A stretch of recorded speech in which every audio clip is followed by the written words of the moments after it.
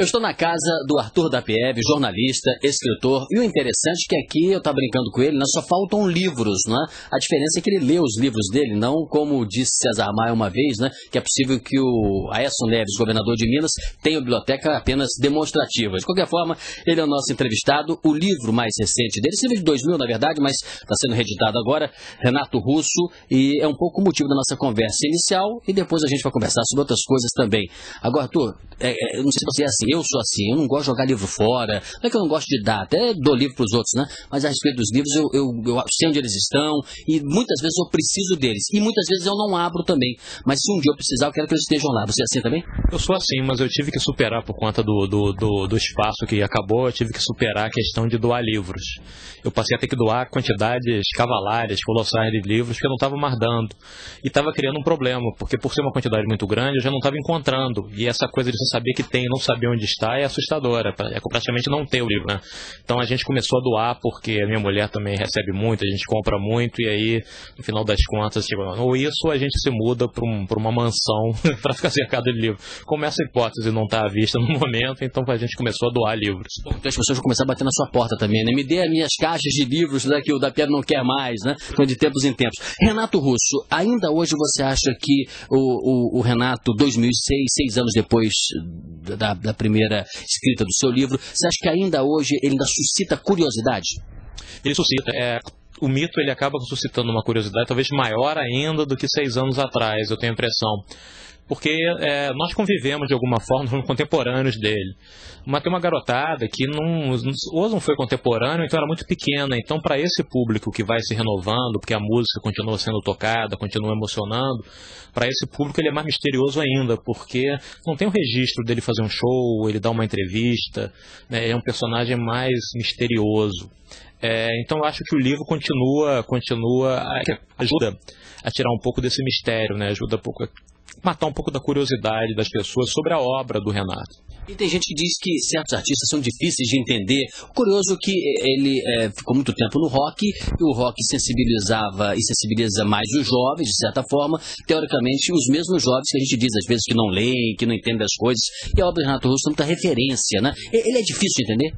É uma boa pergunta. Eu sempre achei isso assim, eu sempre tive um certo, sabe, você sente orgulho pelo outro, porque o sucesso da obra da Legião Urbana desmente a ideia que o jovem gosta de ler, não gosta de coisa difícil, porque ele não é difícil, mas ele é complexo. Para você realmente entender, curtir bem o Renato Russo, você precisa ter uma certa dose de referências culturais que ele colocava na música. Se você não tiver essas referências, você continua curtindo ela do mesmo jeito, mas a fruição é enriquecida por conviver no mesmo universo cultural que ele, de alguma forma. E as músicas dele sempre foram assim, sempre fizeram sucesso para multidões, sempre venderam muito. Então esse sucesso sempre foi para mim um desmentido, essa tese de brasileiro só gosta de porcaria, brasileiro não liga para qualidade, brasileiro... E não é isso que a gente vê, né, na obra da Legião Urbana e do Renato. Então não acho ele difícil não, mas é preciso entrar um pouco no universo dele poético, no universo cultural. Eu acho que ele é difícil sim, isso de vez em quando eu encontro, mais até de um tipo determinado de jovem. Que assim, não, o Renato, aquelas letras são muito tristes, eu não gosto daquelas coisas muito tristes. Parece ter uma certa dificuldade em entrar em contato com o lado sombrio da vida, com a coisa mais melancólica, então tem gente que prefere não chegar perto. Por esse lado ele é difícil, mas pelo lado do entendimento, depois de um primeiro momento assim, o universo dele se abre maravilhosamente bem. Bom, tem pessoa que você gosta muito do trabalho do Renato Russo, da Legião, ou pelo menos, enfim, tem músicas que você gosta, e eu também. Mas vamos irritar os fãs assim, totais e absolutos. Você acha que ele tem uma obra baixa astral? A obra eu não digo, mas tem momentos que são terrivelmente baixo astral, né? O disco 5, por exemplo, que é o que tem Vento no Litoral, que é o que tem Metal contra as Nuvens, que é um disco que ele fez, na verdade, tinha um triplo impacto ali na vida dele. O primeiro foi o Plano Collor, que que sequestrou os bens de todos os brasileiros, inclusive o dele. Ele queria comprar um apartamento, que ele acabou comprando anos depois em Ipanema. O segundo foi que ele descobriu, mais ou menos naquela época, que ele era portador do vírus da AIDS. E o terceiro é que o sujeito que provavelmente o contaminou de uma forma ou de outra tinha acabado a relação, um americano chamado Scott, que foi namorado dele durante uns 2 ou 3 anos. Então esse disco ele tem uma nhaca pesada. Esse disco é realmente muito, muito, muito muito triste, baixo astral, etc. O último também, né? Mais amargo, porque é mais um relato testemunhal daquela dor que ele sentia e sofria. O último e o primeiro póstumo, porque eles foram gravados juntos. Só que aí eles não queriam lançar um álbum duplo, porque o álbum duplo sai muito mais caro, quer dizer, sai o dobro no preço no Brasil. No exterior, frequentemente, não. O álbum duplo ele é um pouco mais barato do que seriam 2 discos separados para facilitar a venda. Mas aqui, capitalismo meio maluco, o nego cobra até mais. E aí lançaram separadamente. Então esses 2 últimos discos são A Tempestade, né, ou O Livro dos Dias e Uma Outra Estação, são bem deprimidos porque são a fase final. Ele sabe que tá morrendo.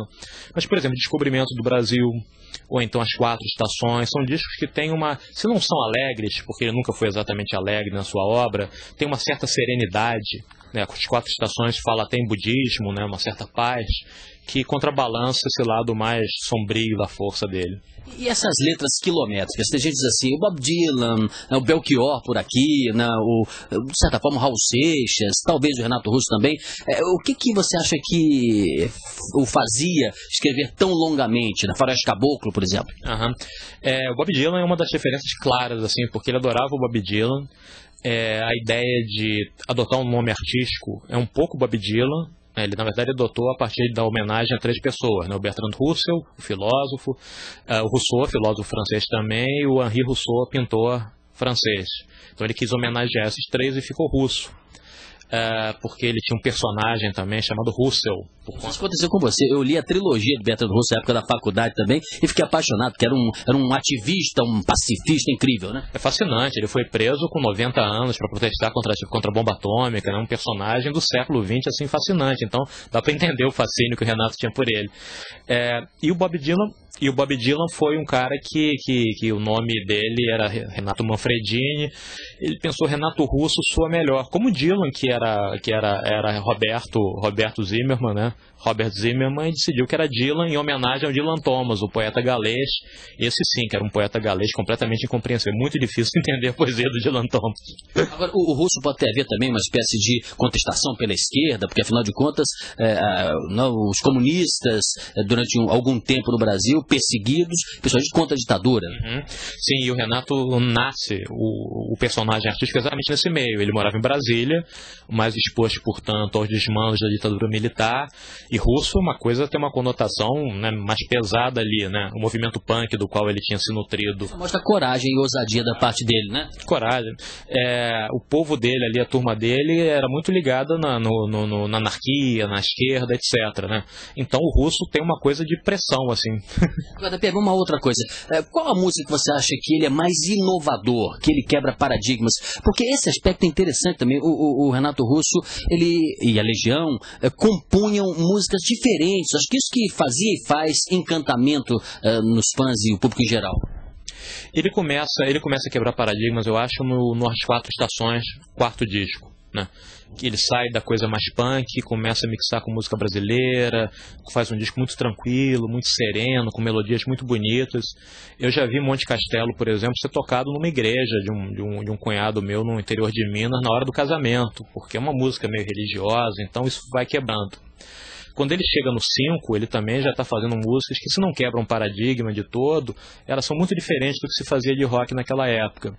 E tem uma música de Descobrimento do Brasil, que é o 6º disco deles, que chama Perfeição, que eu acho que é a grande obra-prima, tanto poética quanto, hoje em dia eu acho isso, tanto poética quanto musical. Porque é uma balada muito triste sobre o Brasil, falando muito mal do Brasil, do povo, que só quer televisão, não sei, uma coisa muito amarga, mas no final aquilo desabrocha assim, sensacionalmente numa espécie de samba enredo. Aí ele enche a voz e canta quase como se fosse Jamelão. Esse eu acho uma música assim, que tem um impacto tremendo ainda. Legal, eu tô conversando aqui com o Arthur da Pieve, tô segurando aqui com um cantinho, a câmera não vai mostrar, vai mostrar? Vou soltar o livro, vai cair o livro dele aqui, ó. Eu tava segurando, a última pergunta que eu fiz nesse bloco, o livro deu aquela caidinha. Não é que eu não quisesse, né, dar uma de reverência aqui, soltar o livro, é que ia atrapalhar o da Pieve. Já a gente continua conversando com o Arthur da Pieve, escritor e jornalista. Já.